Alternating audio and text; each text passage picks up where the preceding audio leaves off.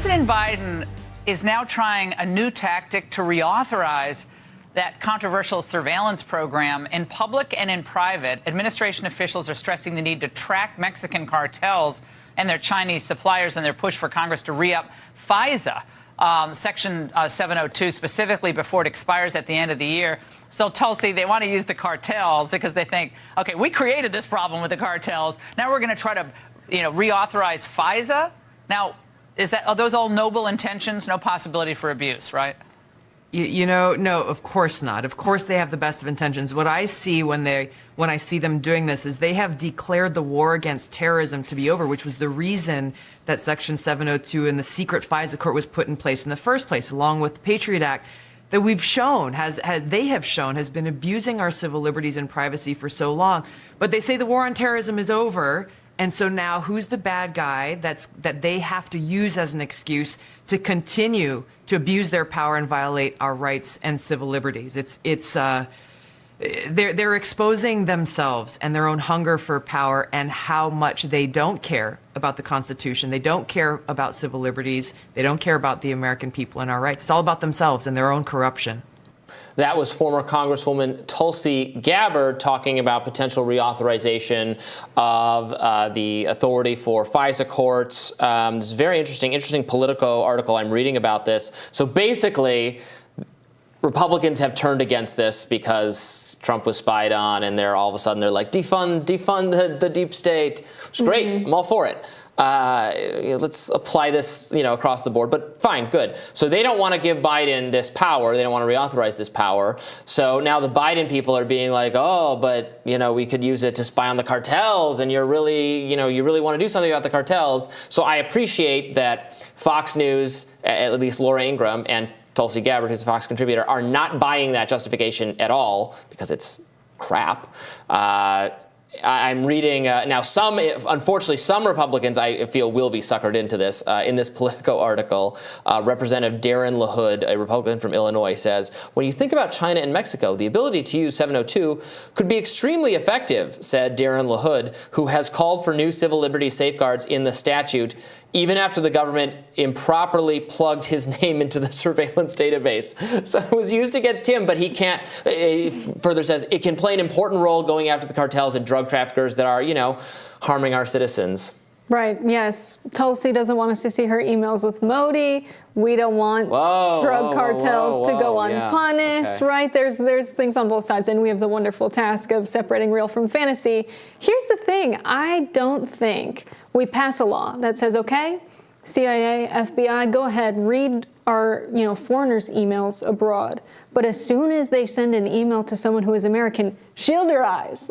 How does this policy play out in real life, tangibly? It plays out with them surveilling all of our emails and calls and things like that, yes. Regardless of what direction the legislation goes. I mean, we had Bud McFarland testifying on the floor of Congress after we had the Iran-Contra scandal, saying things like it might look like there's something terribly wrong with how this country does foreign policy, but you don't know how wrong. Instead of saying, we have your best interests in mind, anything like that, that's what we're dealing with. This has been true for quite some time.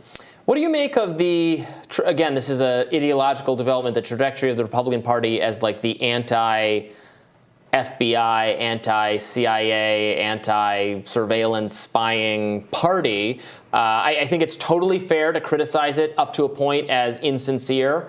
But, now we have had at least some concerted efforts. There have been the hearings of the weaponization of the federal government. You can say it's nakedly political. I totally agree. It is an effort to prop up Trump to some degree. But they are holding hearings. They are complaining about the FBI, the State Department, DHS, the Patriot Act. You're probably more likely to hear criticisms of the Patriot Act on Fox News than you are on CNN or MSNBC.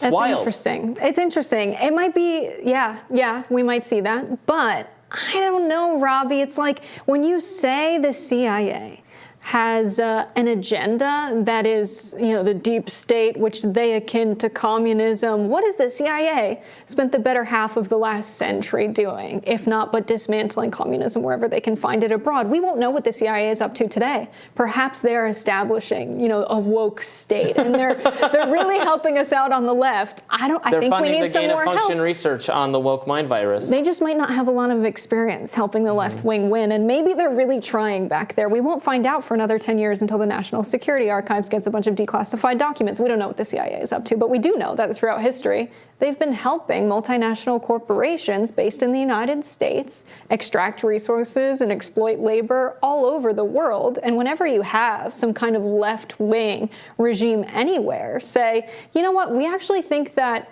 we should get the profits from the resources extracted from our land and the labor done by our people. And then the CIA steps in and says, we have this new guy, he is your president now, right? There are some additional steps, but that's effectively what's happened for a very long time. We don't teach that history. So of course they think the CIA is a part of the deep state and doesn't have their interests in mind, because now there's a disconnect between the establishment right wing, the establishment left, and the populist left and the populist right wing. And that makes this more complicated.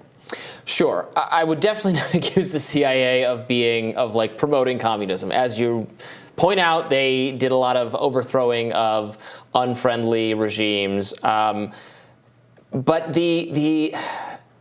they're propping up a kind of establishment corporate centrism that is not really unique to one party or the other, but there's more. Right now, and maybe it doesn't manifest or translate into policy at all, but there is more skepticism of all institutions on the right.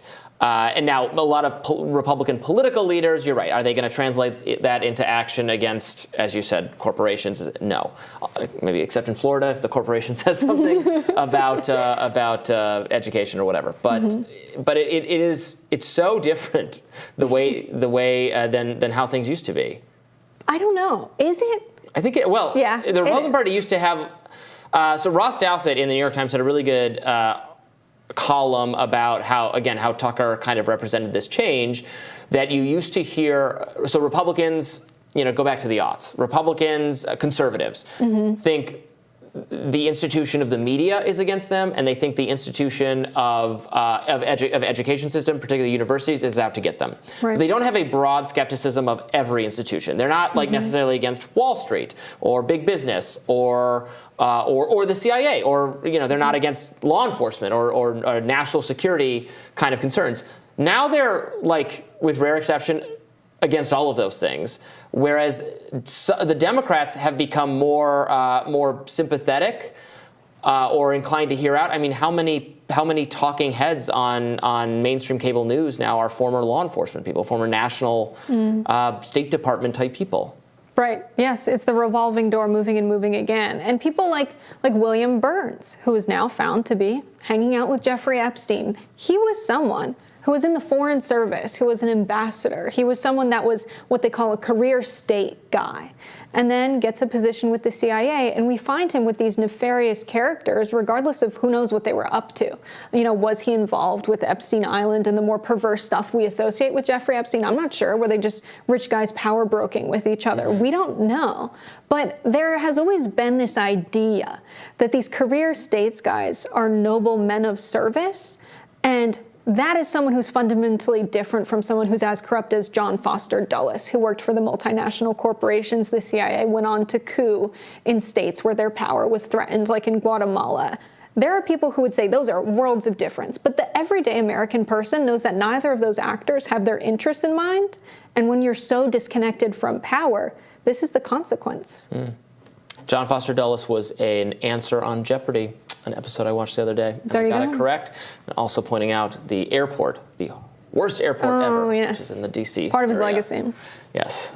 Tomorrow on Rising, we'll be back to speak with Forward Party founder and former Democratic presidential candidate Andrew Yang. We haven't had Yang on in a while. It'd be great to talk to him. And Jessica will be back with us again. Are you having fun? I'm having first fun. Day? We're having fun. Great. All right, be sure to like, share, and subscribe so you never miss any content. And for those of you who like to listen while on the go, now available anywhere you listen to podcasts. See you back here tomorrow.